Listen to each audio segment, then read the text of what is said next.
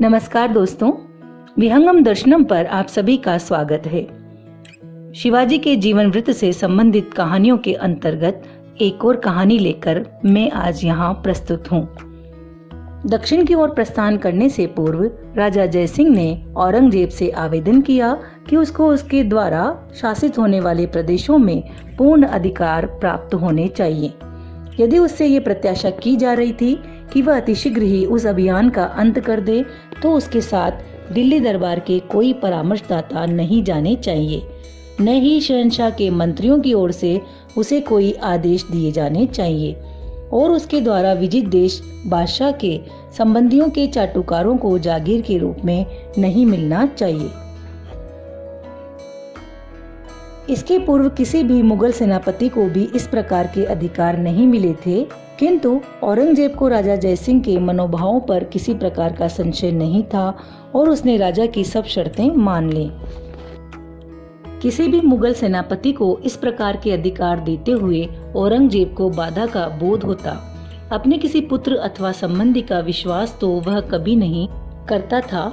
अपने सिंहासन आरोहण के समय की स्थिति को वह भूला नहीं था। फिर भी उस अभियान के आदि से लेकर अंत तक औरंगजेब अपने स्वभाव का संवरण नहीं कर पाया। वह अनवरत ही राजा जयसिंह के पास अपने परामर्श तथा आदेश पठाता रहा।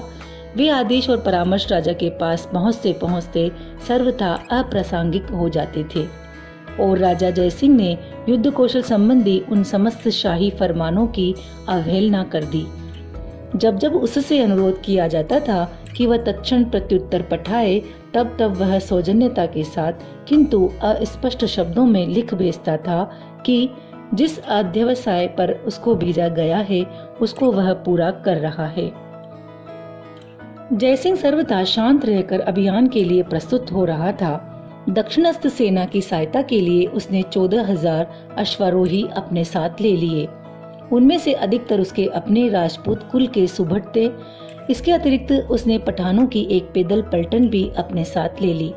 उस पलटन का सेनानायक दिलेर खां नाम का एक योग्य किंतु क्रोधी स्वभाव वाला पठान था। दिलेर खान के विषय में ये प्रसिद्ध था कि वह विकट भोजी और भीम कर्मा है तथा धनुष चढ़ाने में अन्य कोई भी उसके साथ स्पर्धा नहीं कर सकता। एक बार वह दिल्ली के उत्तरवर्ती द्वार को पार कर रहा था। सांग्रामिक हाथियों का प्रतिरोध करने के लिए द्वार के कपाट में लगी हुई कील को उसने एक ही हाथ से पकड़कर उमेट दिया। उस कील को उसी अवस्था में आज भी देखा जा सकता है। खान की स्मृति में उस कील को उसी अवस्था में रहने दिया गया था। अपने तोपखाने के प्रधान नायक के रूप में राजा जयसिंह ने इटली के आयुष आजीवी मुनक्ची को चुना। मुनक्ची ने राजा को ताश का खेल सिखाया था और तब से ही वह राजा का कृपा भाजन था। वे दोनों रात रात भर बैठकर वह खेल खेलते रहते थे। मुनक्ची ने राजा से बहुत सा धन जीता था, किंतु मनोरंजन का सहचर होने के अतिरिक्त मुनक्ची ने अभी तक किसी भी ऐसे सामर्थ्य का परिचय नहीं दिया था जो कि उसे उस दायित्वपूर्ण पद का पात्र सिद्ध करता। फिर भी जैसा कि आगे चलकर देखा गया, वह अपने पद के योग्य ही सिद्ध हुआ। उसने अपने नीचे 3 और यूरोपियन रखे, एक फ्रांसीसी, एक अंग्रेज और एक पुर्तगाली। उन सब ने मिलकर राजा का तोपखाना ही तैयार नहीं किया, अपितु राजा की अश्वरोहिणी को भी यूरोपियन प्रणाली से प्रत्याक्रमण करने की शिक्षा देनी आरंभ कर दी थी। सन 1665 के प्रारंभ में राजा का समारंभ संपूर्ण हो गया। समारंभ करते समय संयम का आश्रय लेने वाला राजा जयसिंह अभियान की बेला में अत्यंत द्रुत गति था। वह जिस त्वरा के साथ दक्षिण की ओर अग्रसर हुआ, वह शिवाजी के लिए ही संभव थी। मार्ग में एक दिन का भी अवस्थान किए बिना ही उसकी सेना सूर्य आतप से तप्त मैदानों को पार कर गई। घास सूख गई थी, वृक्षों के पत्ते झड़ चुके थे, धरती मनुष्य के पांव जलाए डाल रही थी। धूल के बादल उमड़ उमड़ कर पथ प्रांत में चलने वालों की सांस रोक देते थे, किंतु शांति का संकेत तक दिए बिना वह वृद्ध राजपूत योद्धा अपनी सेना को बढ़ाता ही चला गया। दिल्ली से प्रस्थान करने के 1 मास उपरांत वह शाहजादा मुअज्जम के शिविर में जा पहुंचा। उसने तुरंत ही अपनी नई सेना को पुरानी और अवसन्न प्राय दक्षिणी सेना के साथ संगठित किया और तत्काल ही कूच करके वह 1 मास और बीतते बीतते पूना में प्रविष्ट हो गया। अब पहली बार शिवाजी का सामना एक ऐसे सेनापति के साथ होने वाला था जिसका युद्ध कौशल शिवाजी के अपने युद्ध कौशल के समतुल्य था। दोनों प्रतिद्वंदियों ने कुछ दिन तक अपनी अपनी घात लगाई और एक दूसरे की शक्ति तथा योजना का निरीक्षण किया। इसलिए युद्ध की आग तुरंत ही नहीं जली। ग्रीष्मकाल आ चुका था और पुणे की संकरी सड़कों तथा एक दूसरे से सटे हुए घरों ने उस नगर को और भी गर्म कर दिया था। आक्रमणकारियों को असुविधा होती ही दिन भर धूल से लदी लू चलती रहती और रात के समय हुमस के कारण सोना सुकर नहीं था। दिन भर मक्खियों की सेना भिन भिनाती रहती थी, रात भर मच्छर काटते थे। किंतु इन समस्त असुविधाओं की अवगणना करके राजा जयसिंह अनवरत कर्मरत रहा। वह अपनी युद्ध योजना की त्रुटियां दूर करके उसे पक्का बना रहा था।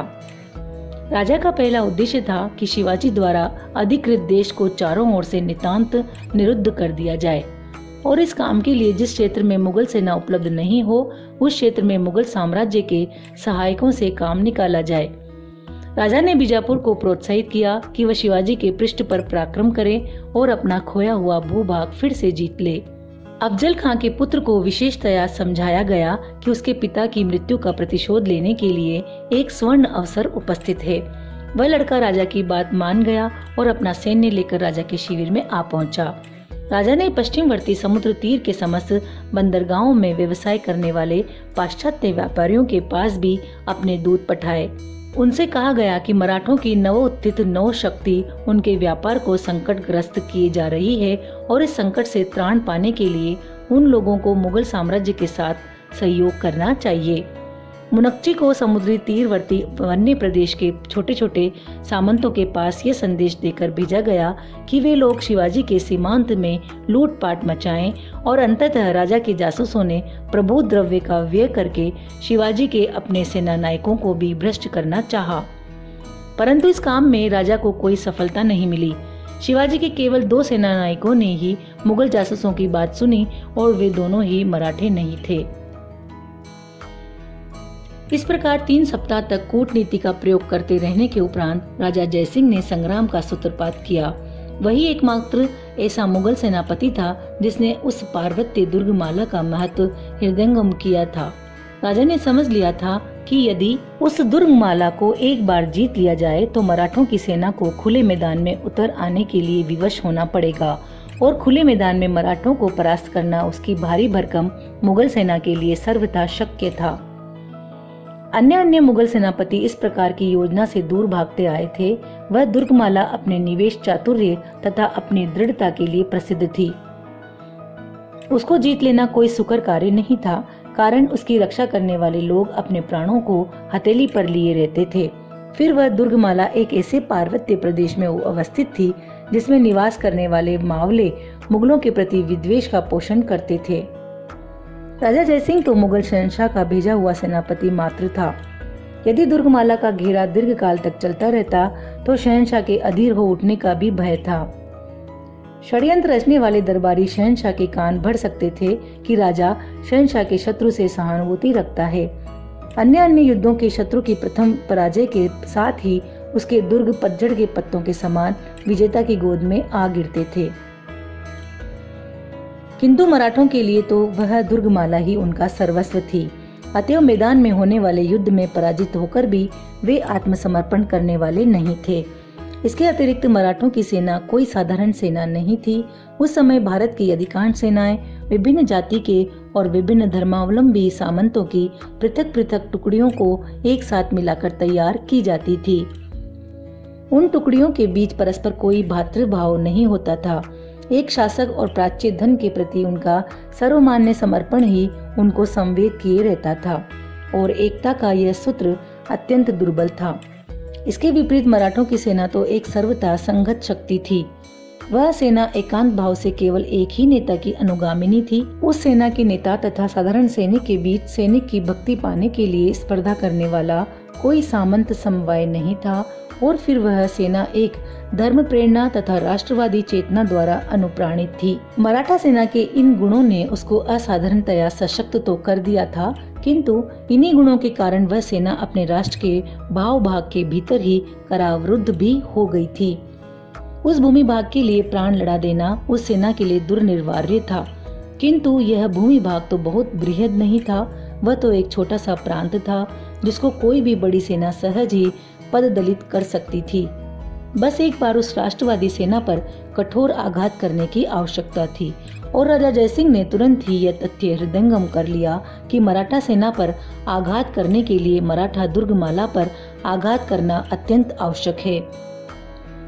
अतः वह उस दुर्गमाला को एक एक करके ध्वस्त करने के लिए दृढ़ प्रतिज्ञ हो गया। उसने संघर्ष के अन्य अवसरों की अवहेलना कर दी। कोई बड़ी विजय पाने का प्रलोभन भी उसे इतस्ततः नहीं कर पाया। राजा जयसिंह ने सर्वप्रथम दुर्ग पर धावा करने का मनोरथ किया। ये वही दुर्ग था जिसे शिवाजी ने उन 3 कलारथ भाइयों से लिया था। पूना के दक्षिण पश्चिम में एक पर्वत को प्राकारबद्ध करके इस दुर्ग का निर्माण किया गया है। ये पर्वत 4000 फीट से भी अधिक ऊंचा है और बादल घिर आने पर इसका शीर्ष घना आच्छादित हो जाता है। इसके शीर्ष स्थान पर 2 शिखर हैं। इनमें से एक शिखर पर पुरंदर नाम का दुर्ग अवस्थित है। शिवमाला नाम के दूसरे शिखर को प्राकारबद्ध करके शिवाजी ने पुरंदर का बाह्यवर्ती शिविर संगठित किया था। इस शिखर का एक भाग दुर्ग के पश्चिमवर्ती प्रदेश का प्रहरी था। इस भाग की रक्षा करना ही मराठा सेना के लिए जीवन मरण का प्रश्न था। जयसिंह ने पुरंदर के समस्त पथ अवरुद्ध करने के लिए सैन्य निवेश स्थापित कर दिए। फिर मार्च के अंत में पूना की रक्षा का समुचित प्रबंध करके उसने अपने प्रधान सैन्य बल के साथ द्रुत गति में सांसवड़ के पठार की ओर प्रयाण किया। यह पठार पुरंदर के 6 मील दक्षिण की ओर है। जयसिंह का आशय था कि उस ओर से किसी प्रकार की सहायक सेना पुरंदर की ओर न जाने पाए। जब वह दुर्ग चारों ओर से गिर गया तो उसने दिलेर खां को आदेश दिया कि वह अपनी पठान सेना को साथ लेकर दुर्ग का घर्षण करे। पुरंदर के भीतर एक सहस्त्र मराठा सैनिक समवेत थे। उनका नेता मुरार नाम का एक सेना नायक था। आक्रमणकारी सेना की संख्या प्राय 20 सहस्त्र होगी और उस सेना के साथ जयसिंह का विलायती तोपखाना भी था। पठान सेना सावधानी के साथ अग्रसर होने लगी। वह सेना दिन प्रतिदिन अपनी सुरंगों को खोद खोद कर आगे की ओर बढ़ाती जाती थी। मराठों के द्वारा किए जाने वाले प्रत्येक प्रत्याक्रमण को उस सेना ने परास्त कर दिया और पठान सेना अंततः उस पर्वत शिखर के नीचे जा पहुंची, जिसके शीर्ष पर शिवमाला अवस्थित है। इस शिखर को हस्तगत करना ही जयसिंह का प्रथम उद्देश्य था। मुगल सैनिक निरंतर जलती धूप में हांफते हुए तोपखाने की रस्सियां खींच रहे थे और मराठा सैनिक उनके ऊपर वाण तथा प्रस्तर खंड तथा बारूद से भरे हुए भांड बरसा रहे थे। जयसिंह नित्य प्रति उस ओर आकर अपने सैनिकों का उत्साहवर्धन करता था। जिन सैनिकों ने पहले दिन विशेष पराक्रम का परिचय दिया था उनको वह पुरस्कृत भी करता रहता था। शिवमाला के प्रमुख द्वार के सन्मुख अपना तोपखाना सजाने में मुगल सेना ने 1 सप्ताह लगा दिया। तब उस निकटवर्ती स्थान से भीषण गोलाबारी आरंभ हुई। साथ ही जयसिंह के सौरोंगिंग लोग प्रमुख द्वार के दोनों पार्श्वों पर बनी प्राकार के नीचे सुरंग खोदने लगे। गोलाबारी के आवेग से प्रमुख द्वार ध्वस्त हो गया, किंतु मराठा सैनिक उस खंडर के पीछे ही संरूढ़ रहकर प्रतिद्वंदी के प्रत्येक आक्रमण को विफल करते रहे। तब एक दिन एक सुरंग में विस्फोट हुआ और प्राकार का एक बड़ा भाग विलीन हो गया। दिलेर खां ने उस धूलि तथा धूम्र से आच्छादित बेला में ही अपने पठानों को साथ लेकर दुर्घर्ष घर्षण किया। मराठा सेना का अवशिष्ट भाग अपनी बैरकों के भीतर लौट गया और उनकी प्राकारों के पीछे अवरुद्ध होकर अंतिम संघर्ष के लिए प्रस्तुत होने लगा। दुर्ग का सेनानायक तुरंत ही समझ गया कि शिवमाला का पतन होते ही दुर्ग की रक्षा करना दूभर हो जाएगा। अतः उसने मुगल आक्रमणकारियों को अन्यत्र आकृष्ट करने का प्रयत्न किया। अपनी सेना के आधे सैनिक साथ लेकर वह पर्वत के पार्श्व पर उतर आया। पठान सैनिक उस पार्श्व पर होकर शिवमाला की ओर आरोहण कर रहे थे। मराठों का प्रत्याक्रमण इतना प्रबल था कि प्रतिद्वंदी का पार्श्व बल परास्त हो गया और मराठा सैनिक आगे बढ़कर आक्रमणकारियों के शिविर तक जा पहुंचे। उन्होंने 700 मुगल सैनिकों को यमलोक पठा दिया, किंतु इस प्रयास में उनके भी 300 साथियों ने स्वर्ग आरोहण किया। दिलेर खां अपने हाथी पर आरूढ़ होकर शांत भाव से मराठों की प्रगति का पर्यवेक्षण कर रहा था और जब मराठा सेनानायक मुरार उसकी बंदूक की मार के भीतर आ गया तो दिलेर खां ने लक्ष्य साध कर उसके प्राण ले लिए। अपने नेता को नष्ट प्राण देखकर मराठा सैनिक हतोत्साह हो गए। उनका ये प्रथम हर्षोन्माद मर गया। वे तुरंत ही दुर्ग की ओर पश्चातपद होने लगे। अब पठान सेना उन पर भीषण आघात कर रही थी और उनके लिए अपना परित्राण करना भी दुस्साहस होने लगा था। पठानों ने अपनी प्रथम पराजय को विस्मित करके प्रचंड पराक्रम का परिचय दिया। उस रात्रि में दिलेर खां प्रतिपल शिवमाला की बेरकों पर आक्रमण करता रहा। प्रातः काल होते ही राजा जयसिंह ने अपने चुने हुए राजपूतों का एक दल साथ लेकर वहां आ पहुंचा। मराठा सैन्य अब तक सर्वथा शांत हो चुका था। वे मुगल सेना का प्रतिरोध नहीं कर सकते थे। मराठों का गोला बारूद भी समाप्त हो चुका था। वे प्राकार के साथ पीठ लगाकर प्रतिद्वंदी के अंतिम आक्रमण की बाट जोने लगे। जयसिंह ने उनकी यह दशा देख ली और उसने निरस्त्र होकर एकाकी ही उन लोगों की ओर बढ़ते हुए सम्मान पूर्वक उन लोगों का आत्मसमर्पण मांगा। मराठों ने कुछ क्षण इतस्ततः किया, किंतु उनके लिए अब कोई अन्य मार्ग नहीं रह गया था। वे एक एक करके सूर्य के प्रकाश में निकल आए। अपने घावों के कारण वे लोग लड़खड़ा रहे थे और उन सबके मुख धुएं से काले हो गए थे। जयसिंह ने राजपूत सुलभ शौर्य के साथ उनका स्वागत किया। एक हिंदू होने के नाते उसने मराठों के पराक्रम की प्रशंसा भी की। उसने उनमें से एक एक का आलिंगन किया। उन सबके शरीरों पर उधिर स्नात चीथड़े थे और राजा के शरीर पर बहुमूल्य रेशम तथा मलमल। राजा ने उन सबको सम्मान पूर्वक वेशभूषा प्रदान की और उनकी प्रशंसा करते हुए उसने उन सबको मुक्त कर दिया। जयसिंह ने मराठों से अनुरोध किया कि वे लोग अपने अपने घर चले जाएं। तदंतर राजा ने एक दूत दुर्ग के भीतर भेजा। वह उसी प्रकार की शर्तों पर दुर्गस्थ सेना के साथ भी संधि करने के लिए प्रस्तुत था। दूत ने अनुरोध किया, मराठों आत्मसमर्पण कर दो, तुम्हारा सेनानायक निहत हो चुका है। मराठों ने प्रत्युत्तर दिया, हम लोग भी उसी प्रकार वीरता पूर्वक मरण का वरण करने के लिए लालायित हैं। तदंतर मुगलों का तोपखाना एक बार फिर ऊपर की ओर खींचा जाने लगा और दुर्ग पर घर्षण की तैयारियां फिर से होने लगी।